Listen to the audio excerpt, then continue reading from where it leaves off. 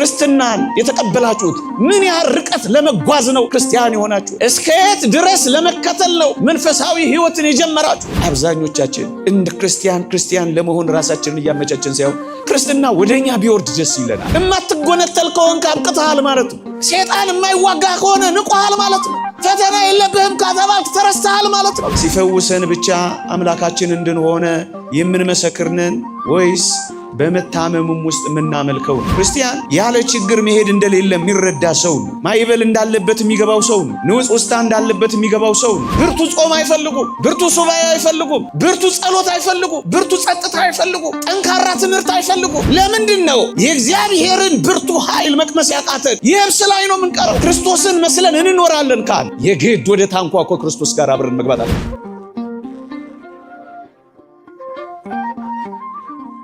በስመ አብ ወወልድ ወመንፈስ ቅዱስ አሃዱ አምላክ አሜን።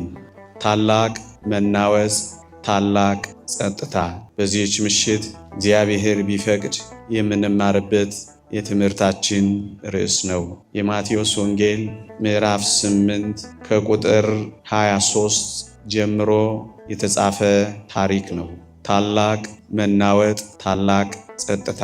ጌታችን በማቴዎስ ወንጌል ምዕራፍ 8 ላይ ደዌያትን ሁሉ ፈወሰ፣ ሽባን ሁሉ አቀና፣ ለምጻምን ሁሉ በእጁ ዳሰሰ፣ ፈወሰ፣ አጋንንትም ያደሩባቸውን ሁሉ አወጣ፣ የጴጥሮስን ማማት ከንዳዷ አከማት። ይህንን ሁሉ ሕዝቡ አየ፣ ብርቱ ተአምራቱን ተመለከተ። ተአምራቱን ያየው ሕዝብ ሁሉ ጌታችንን ተከተለ።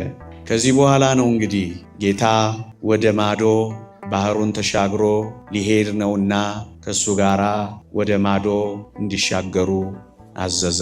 ወደ ማዶ እንዲሻገሩ ካዘዛቸው ከእርሱ ጋር በባህሩ ወደ ማዶ የተሻገሩት ግን ጥቂት ነበሩ። ወንጌላችን የማቴዎስ ወንጌል ምዕራፍ 8 ቁጥር 23 ወደ ታንኳም ሲገባ ደቀ መዛሙርቱ ተከተሉት ነው የሚለው። ክርስቲያኖች ታምራቱን ብዙዎች ይፈልጋሉ። ምልክቱን ብዙዎች ይመኛሉ። የብሱን ደረቁን አብረውት ሊጓዙ ይመኛሉ። ወደ ባህሩ ማዶ መሻገሩም ግን ይፈራሉ። ክርስቲያኖች እኛ ክርስቲያን ከተባል የክርስትና ጉዞ ከክርስቶስ ጋር የሚያደርጉት ጉዞ በማይበልና በንውጽ ውስታ የሚደረግ የባህር ላይ ጉዞ እንደሆነ ልናውቅ ይገባል። ክርስቲያኖች የብሱንማ ብዙዎች አሉ፣ ባህሩን ግን ይተዋሉ።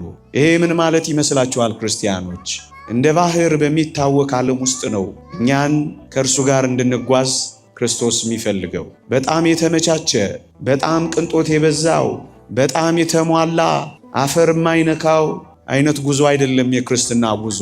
ለዚህ ነው የብሱን ከተጓዙ በኋላ ወደ ባህሩ እንዲገቡ ደግሞ የጋበዛቸው። እኛ ከዚህ አንጻር ከክርስቶስ ጋር መኖር የምንፈልገው ጤና እስካለን ድረስ ብቻ ነው። ስንታመም አብረነው መጓዝ እንፈልጋለን። ሲፈውሰን ብቻ አምላካችን እንድንሆነ የምንመሰክርነን ወይስ በመታመሙም ውስጥ የምናመልከውን ጸጥታ ያለውን እርጋታ ያለውን ጤና እስከሰጠን ድረስ ነው ጌታዬ አምላኬ መድኃኒቴ የምንለው? ወይስ የደዌና የበሽታ ውርጅብኝ ቢፈራረቅብንም ጭምር አብረነው ወደ ባህሩ አብረነው እንገባለን? ክርስቲያኖች እውነተኛ ክርስትና የሚለካው በየብስም ደግሞ በባህርም ከክርስቶስ ጋር አብሮ ሲኖሩ። የብሱንማ ብዙዎች ሊኖሩ ይችላሉ። የብሱ ምንድነው ካላችሁኝ፣ በጉብዝና፣ በጤና፣ በጊዜው ጊዜ፣ በደስታ ጊዜ፣ በማግኘት ጊዜ እነዚህ የየብስ ተጓዦች ናቸው ወገኖቼ።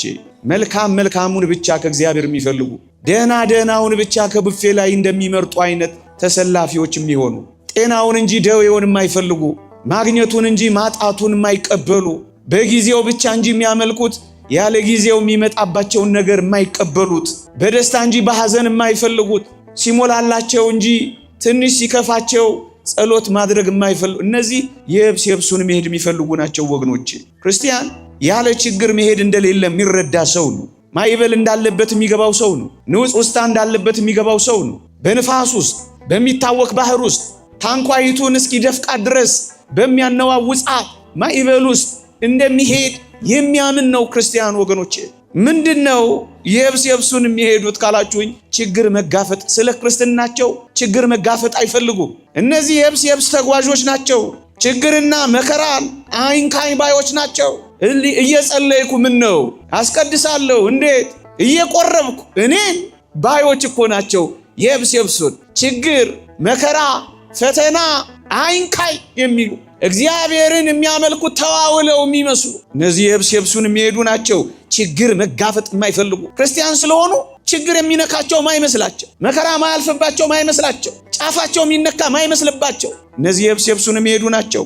ከጌታችን ጋር ወደ ማዶ ለመሻገር የሚፈልጉ ምንድናቸው ካላችሁኝ፣ በችግር ውስጥና በመከራ ውስጥ የሚጨክኑ ናቸው። መከራ ቢወርድባቸውም ችግር ቢፈራረቅባቸውም ንውጽ ውስጣ ቢበዛባቸው ንጽህናቸውን በርኩሰት ሊደፍቀው እምነታቸውን በጥርጥር ሊያነዋውጸው ቢፈልግም እንኳ ችግሩን የሚጋፈጡት ናቸው። በባህር አብረው ከክርስቶስ ጋር የሚሄዱት ክርስቲያን ማለት ይሄ ነው። የብሱንም ባህሩንም በጊዜውም ያለ ጊዜው በደህናም ደህና ባልሆነም ጊዜ ደስ በሚያሰኙ ወራትም እጅግ ደስ በማያሰኙ ጊዜያትም በጉብዝናም በእርጅናም በእውቀትም ያለ እውቀትም በማግኘትም በማጣትም ሁል ጊዜ እርሱ ወደሚገባበት ታንኳ የሚገቡ ናቸው። እነዚህ ናቸው ክርስቲያኖች ወገኖቼ። የብሱን ድካምና ጭንቀት እስከሌለው ድረስ ብቻ ነው የሚያመልኩት። ብርቱ ጾም አይፈልጉም፣ ብርቱ ሱባኤ አይፈልጉም፣ ብርቱ ጸሎት አይፈልጉም፣ ብርቱ ጸጥታ አይፈልጉም፣ ጠንካራ ትምህርት አይፈልጉም። ሞቅታ ነው የሚፈልጉት። ጭንቅ የሌለበት ህይወት ነው። ክርስቲያን የሆንኩት ጭንቀታም ለመሆን ነው እንዴ ነው የሚሉት። ስለ ክርስትናቸው የሚቀበሉ ጭንቀት እንዲኖር አይፈልጉም። የክርስትናውን ጣፋጭ መዓዛ እንጂ መከራውን የሚገፈትሩ ናቸው። እነዚህ ምንድናቸው? የብሱን የሚሄዱ ናቸው ወገኖቼ። ድካም ጭንቀት ካለው ጀርባቸውን የሚሰጡ መሄድ የማይፈልጉ እነዚህ ምንድናቸው? የብሱን የሚሄዱ በየብስም በባህርም ከሱ ጋር የሚሄዱትስ እነማን ናቸው ካላችሁኝ፣ የተወደዳችሁ ክርስቲያኖች፣ እነዚህ በባህር የሚኖሩት በጉ ወደሚሄድበት የሚሄዱ ናቸው። ቅዱስ ዮሐንስ ራእይ እንደተናገረው በጉ ወደሚሄድበት የሚሄዱ ናቸው። በጉ የሚያሰማራቸውን ነው እንጂ የሚፈልጉት በጉን መምራት የማይፈልጉ፣ እሱ ወደሚመራቸው እንጂ እነሱ እሱን ማስከተል የማይፈልጉ፣ እሱን መከተል እንጂ እሱን መቅደም የማይፈልጉ፣ እሱ የሚያሰማራቸውን ሁሉ የሚቀበሉ፣ እሱ የሚያሰማራው መከራ ላይ ከሆነ ከእሱ ጋር አብረው ወደ መከራው የሚገቡ፣ በጉ ወደሚሄድበት የሚገቡ፣ በጉን ልምራህ የማይሉ፣ በበጉ የሚመሩ፣ እሱን ባሪያ ሳይሆን እነሱ ጌታ ሆነው የማይኖሩ፣ እነሱ ባሪያ እሱ ጌታ ሆኖ የሚኖር፣ አርግ ሲሉ ቶሎ የሚያደርግ፣ ሲዘገይ እንደ ባሪያ ምን ነው ብለው የሚገላምጡ እነዚህ ምንድናቸው? የብሱን ባህሩንስ መሪ የሚያደርጉት፣ ወደ አሰማራቸው ሁሉ የሚሄዱ፣ የትኛውንም የእሱን እረኝነት የሚቀበሉ፣ ለምለሙ መስክ እስኪመጣ ድረስ ጎድጓዳውና ሸለቆ ውስጥ እንኳን ቢከታቸው አብረውት የሚከተሉ እነዚህ ባህር ውስጥ አብረውት የሚገቡ ናቸው ክርስቲያን። ልምራህ የማይሉ፣ ላሳይህ የማይሉ፣ ልቅደምህ የማይሉ፣ ልንገርህ የማይሉ፣ ላርምህ የማይሉ፣ አስተያየት ልስጥህ የማይሉ እነዚህ ምንድናቸው?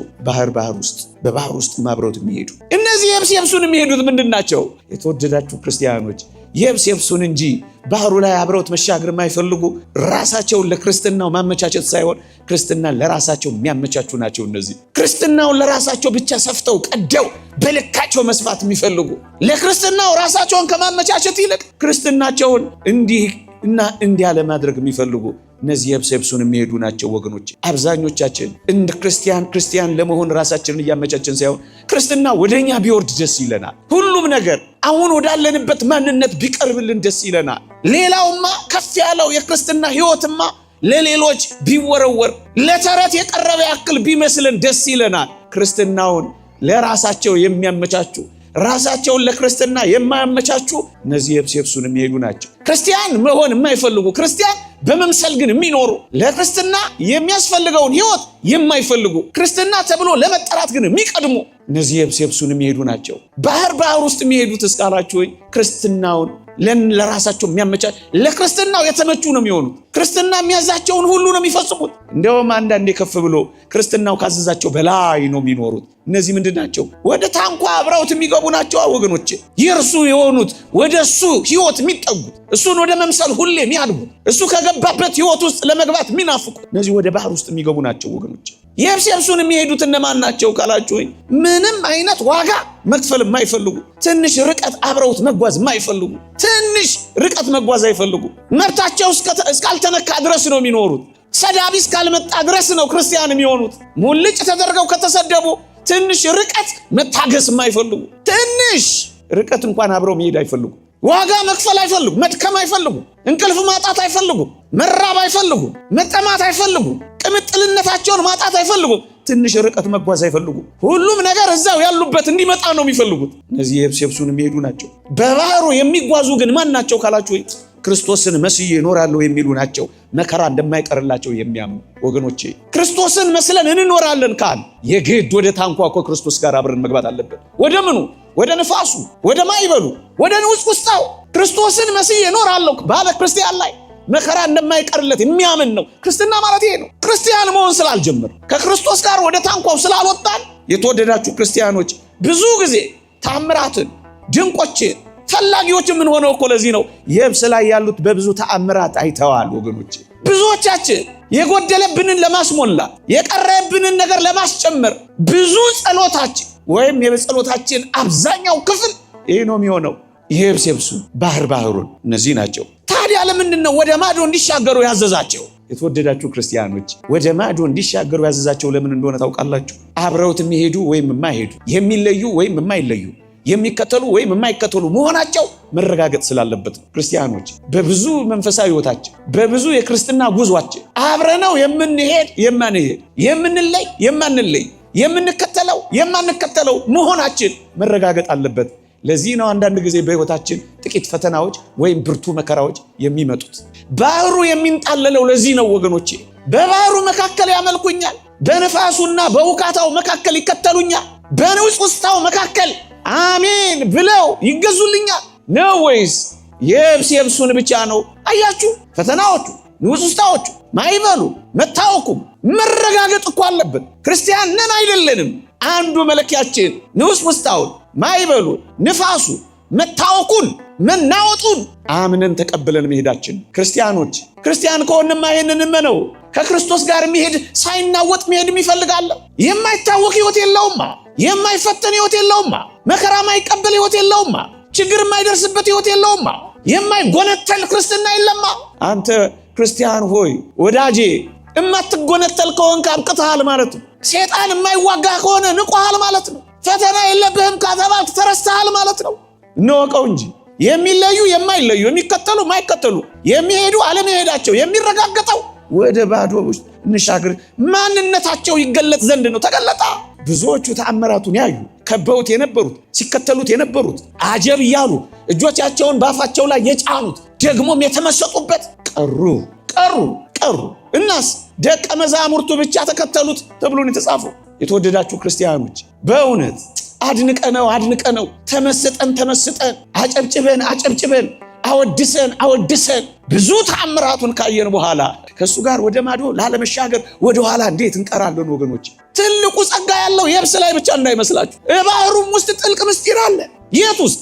ንውጽ ውስጥ፣ ማይበል ውስጥ፣ ንፋስ ውስጥ። እንደውም የብስ ላይ ካለው ተአምራት ይልቅ ግድ የላችሁ ወደ ታንኳው አብረነው እንሳፈርና በጉ ወደሚሄድበት እግራችንን እናንሳና የሚበልጠውን ተአምራት ሳያሳየን እስኪ ይቅር ወገኖቼ።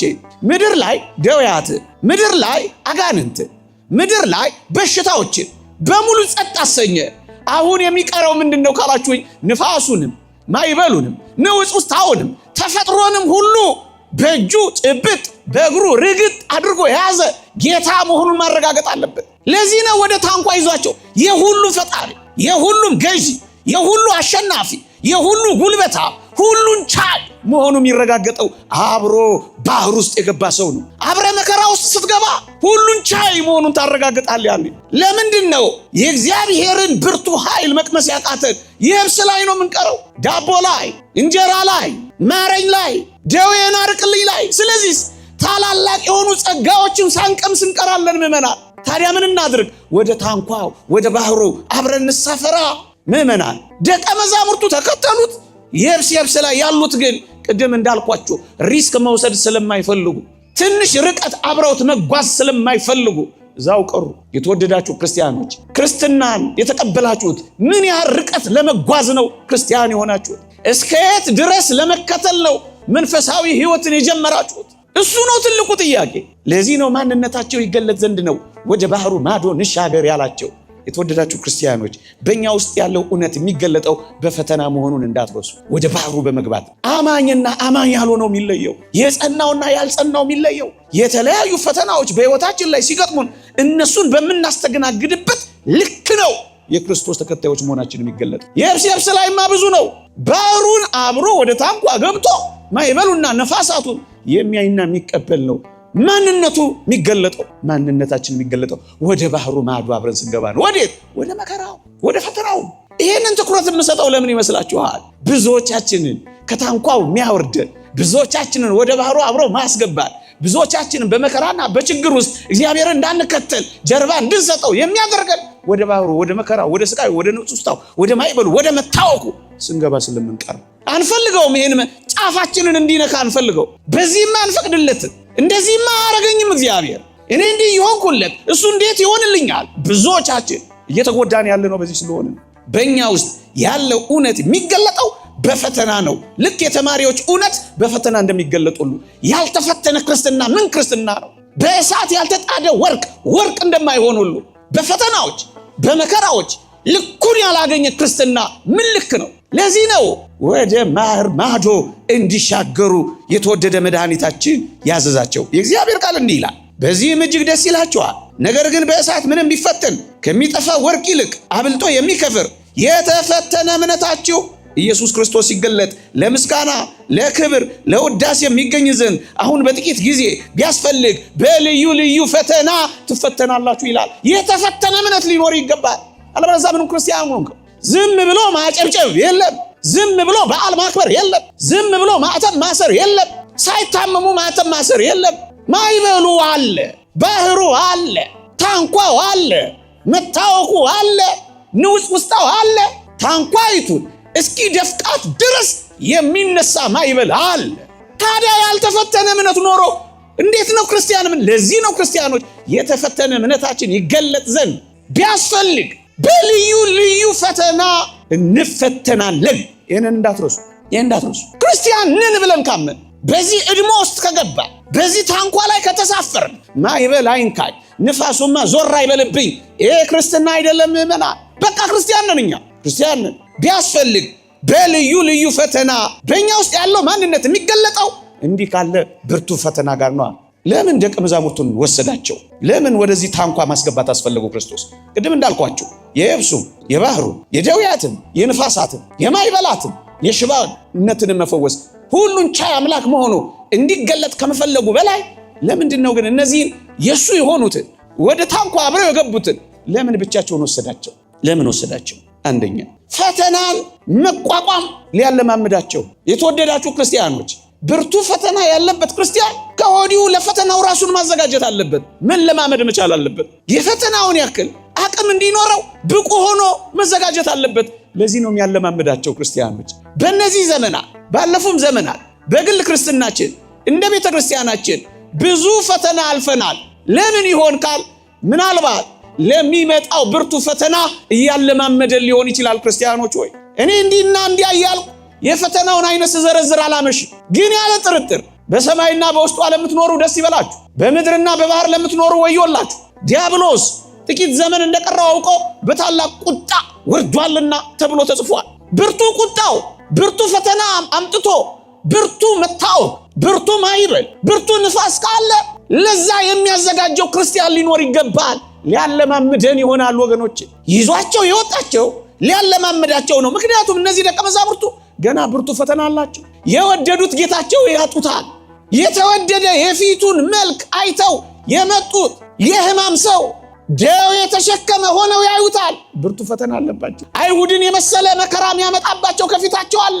ስለዚህ ከወዲሁ ሊያለማምዳቸው ይገባል። ክርስቲያኖች ሆይ እነዚህ አሁን የምናልፍባቸው የትኞቹም መከራዎች፣ የትኞቹም ፈተናዎች ያለ ጥርጥር ሊያለማምደን የሚያመጣቸው ከሱ ጋር አብረነው ለዘላለም እንድንኖር፣ ከሱ ጋር አብረን እንድንዘልቅ፣ በታንኳም ተሳፍረን እንድንሄድ የሚያደርገን፣ በመከራ ውስጥ በፈተና ውስጥ የሚያሳልፈን ብርቱና ከባድ የሆኑ ፈተናዎች ቢመጡብን እንኳን ጠንካራዎች ሊያደርጉን ሊያለማምደን ነው። ለዚህ ነው የወሰዳቸው፣ መከራ ሲገጥማቸው እንዳይፈሩ ወገኖቼ።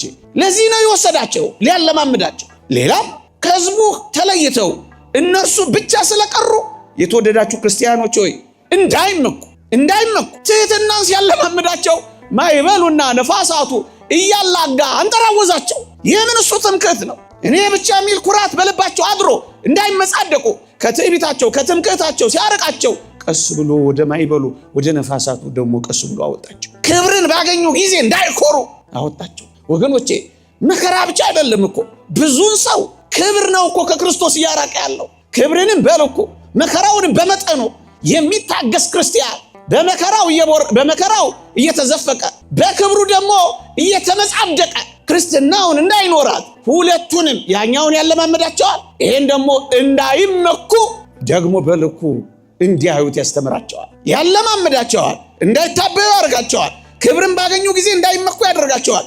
ከሁሉ በላይ ግን ማንነቱን እንዲያውቁ በመከራ እንዳይደነቁ ያደርጋቸዋል።